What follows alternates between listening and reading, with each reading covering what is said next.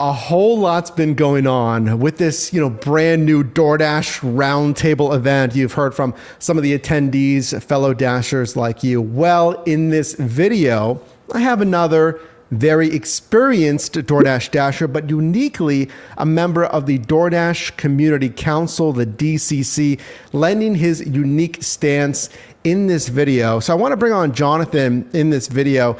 So Jonathan, I appreciate you sharing your time here, and you attended this roundtable event. But firstly, maybe just tell the audience a little bit, about where you dash, how many dashes you've done, a little bit about that. Yeah, sure, Mike. Hey, first of all, thank you for having me on, man. It's a real blessing to be here. It was a great time sharing all the whole experience with you and everybody else. So that was great.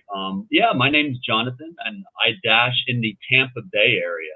I've done around 25,000 deliveries. So I've been at this for quite a while. I would say I think I started DoorDash around 2018. So yeah, kind of losing count by now, right? And I've been Sure. a DCC member 2 times already. The DoorDash Dasher Community Council is a representative of a diverse group of Dashers that provides feedback to DoorDash on important Dasher topics. We'll leave some resources linked down below. So, yeah, again, Jonathan, appreciate you joining from the Tampa Bay area. Wanted to ask you, since you were at this event at the home office, San Francisco, California, at the DoorDash headquarters, just at large, what were your main takeaways from the roundtable event?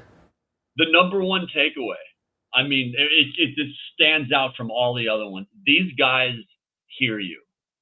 They see the complaints, they hear the complaints. They're on all sorts of social media lurking. They're reading, they're taking notes. They really, really care, and I saw it on their faces, they care and they want to get things right.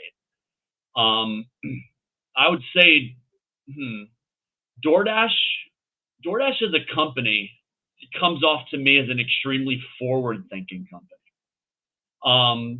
They're always trying to be a step ahead, and while they're trying to be a step ahead, they want to incorporate Dashers in that step ahead.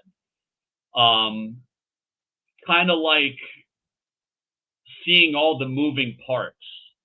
It helped me understand why things take time with DoorDash.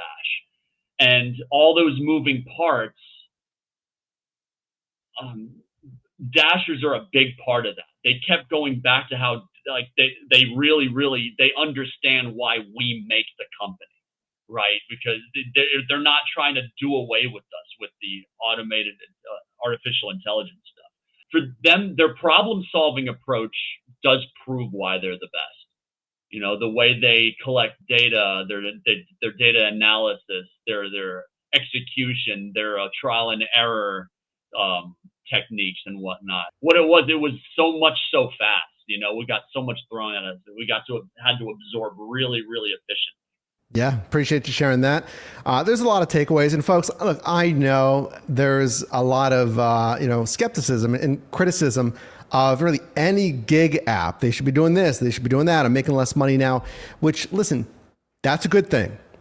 That is a good thing. I mean, we are really part of the system of checks and balances for DoorDash as Dashers. We really heard a lot of openness. They're like, well, we know our platform's not perfect. We want to hear those criticisms so we can make things better. And that's actually a great segue here, Jonathan, to on-time rates. I know a lot of Dashers don't love on-time rate. This is kind of in part why DoorDash hasn't expanded overall Dasher rating. So do you have on-time rates? Dashers are like, hey, why am I always late? I go from A to B. There's no reason for me to be late. So what changes should they make to on-time rate? I know they're working on it, but what should they do? And when do you think we'll actually see the changes? For me and my market, we've had it. My market has updated to the OTR, and I feel like we've had it for I would say since middle of this year. And the funny thing is, I've already witnessed improvements to it firsthand since I've come back from the Roundtable event, my OTR actually increased 8% since the Roundtable. So they're hard at work. We can say that much. They're definitely hard at work. So I went in there. I was looking at it. Like, all right, well, what is it? Like, what did they do? Because I'm one of those guys. If I see a change, I kind of want to do a little bit of digging to get my own data analysis and try to find patterns myself. That's just my nature. It seems like I'm noticing a grace period, both in general and for long wait times. Maybe 5 minutes, not quite sure, but whatever it is, it makes a difference.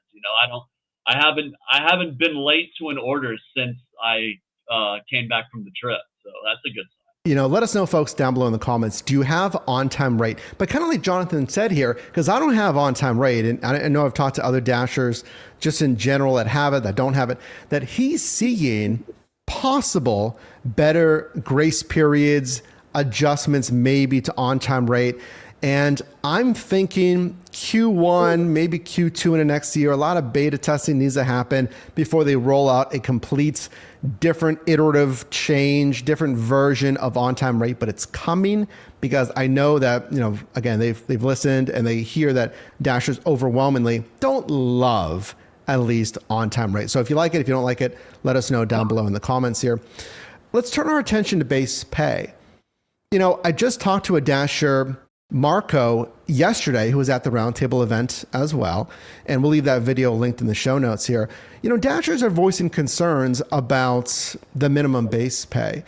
And I know you asked Tony specifically about suggested tips, but regarding base pay, what should be done about base pay? It's as low as $2. Yes, it's as high as $10 plus.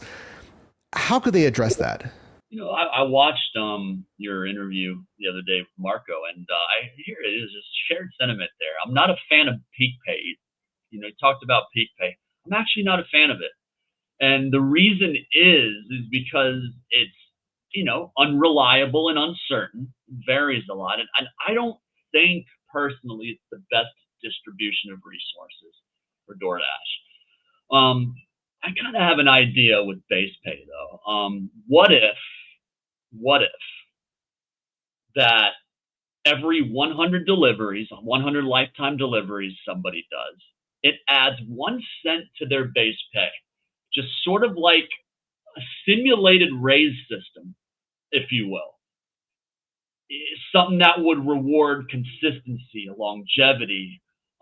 Perhaps DoorDash could cut peak pay to fund this, then wind up breaking out even for it.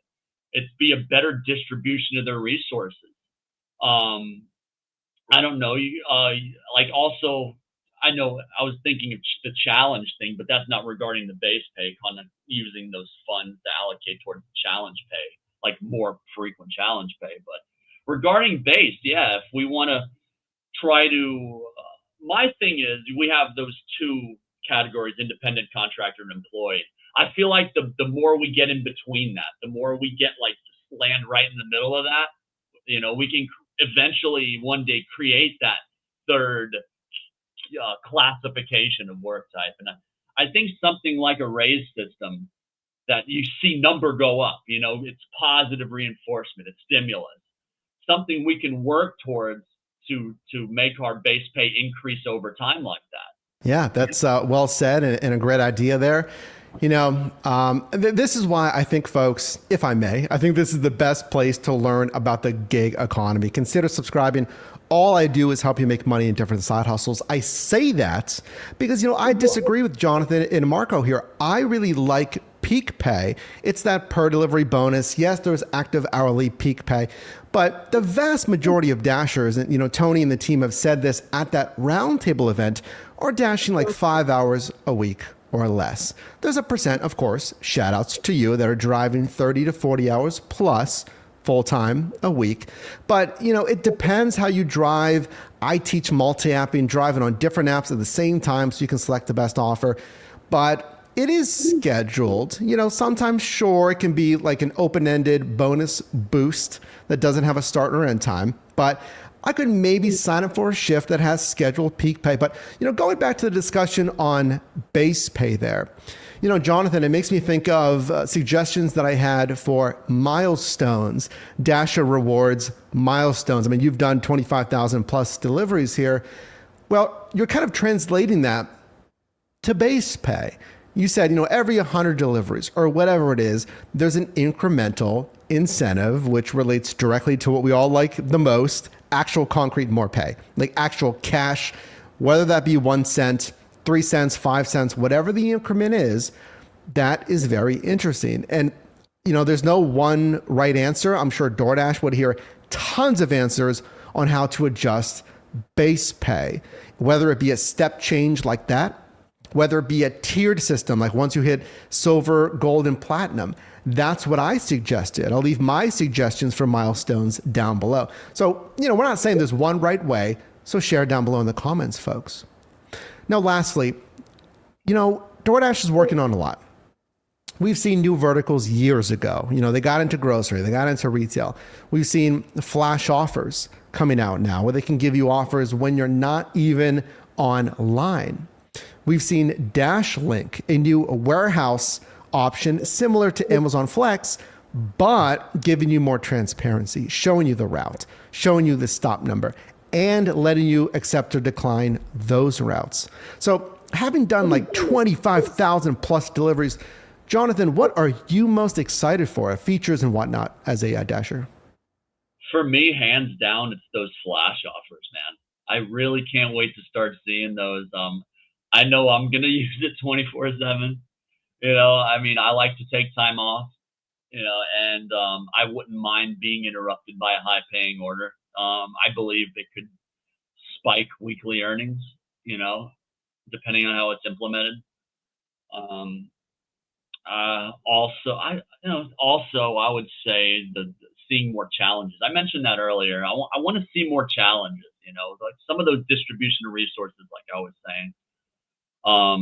Perhaps like a daily, weekly, monthly sort of challenges. You know what I mean? Something we can get rewarded from based on time of the month, and like it was something small daily, larger weekly than a big one monthly, right? I believe it'd be like more of a small but noticeable boost in earnings, rather than the spike that flash offers could bring. And yeah, you mentioned Milestones, man. Gosh, that one hurt, man. That one hurt a little bit. 'Cause, I heard it seems like the same reason as others. Because like those people with the higher delivery count, how to get hit by that. It wasn't retroactive, man. I was looking forward to a big wave of retroactive rewards from that. Hopefully, I was hoping monetarily. Sure, financially, yeah, of course. Hopefully, they throw me a couple G's, but it's all good. Maybe one day we'll get there. But one thing I noticed with stuff like that, and I'm sure you've seen as well as the rest of the roundtable, DoorDash is very easy to talk to. If they disagree with you, they'll tell you why. They'll say, hey, this doesn't work because of this. And there's a good volley. There's a good back and forth that happens, a solid structural conversation that happens to come to an understanding of what the best way forward is. It's about trying to find a middle ground. And they're so good at doing that. If you're an understanding person, if you're good at communication, if you're good at constructive criticism, they love that. You can get super far with that, and having a good attitude about trying to find the right solution for the right thing. So kudos to DoorDash for just being so conversational and just open to suggestions and driving the conversation in the right direction when it comes to the way of thinking with these different implementations. They're excellent. Very good. I hear what you're saying there, flash offers. So to touch on that, flash offers is pretty exciting, folks, because imagine this, like when do you dash? Maybe you can share that with us as well. I dash every day, 5:30 p.m. after work until like 8. like a little bit there, maybe 9 sometime or maybe I just only do weekends. Like I like the lunch rush for whatever reason. My marketplace hits 11 a.m. until 3 p.m. Imagine flash offers where like you have maybe some other free time. You're like, yeah, I could dash, but I typically don't. If they're sending you really good offers to get you online, here's a flash offer. It has flash boost pay, which is an incentive pay. I can't guarantee that's going to be on every flash offer. This is brand new, but it could get you out there, maybe a different time, and it allows you to experiment with different days and times, possibly. So I think flash offers, we're going to see that offline little notification thing coming to more marketplaces. It started with the very rural marketplaces, which is great if you're in a smaller market. Maybe the medium large, and it might be a huge thing if it comes to basically everybody, like nationwide, all different demographics. So we'll have to look at that. Now, I know you might like this, folks. You made a wish list here of kind of wants that you'd want either from DoorDash, as a company, the Dasher platform. Why don't you share that with our viewers here? Yeah, I did. I composed a short rapid fire wish list here, and as I was thinking about this interview here, and yeah, there's things that's been on my mind for a minute now. First of all, I would really love DoorDash to finally show us the full amount on all orders, because both earnings models as they stand effectively mitigate cherry picking. The earn by time and the pay per offer. So at this point, man, I would really love to be able to make the best financial decision, the best time decision for myself at this point by seeing just what the bottom line is, through and through. I could, back during the Top Dasher days before the transition to the new reward structure, I could see it. I could see where there was room to, maybe perhaps not show the full amount of tips. But now that I feel like we have that on lockdown now, and we can like let the veil down on that. Another thing is I want DoorDash to show us outlet pickup items, before accepting, like how we see the items for shop and deliver orders. Because there are people who just don't want to or can't lift heavy items, and they would decline those. But as it stands, you don't see those items until that order is accepted. So that would be sweet to see.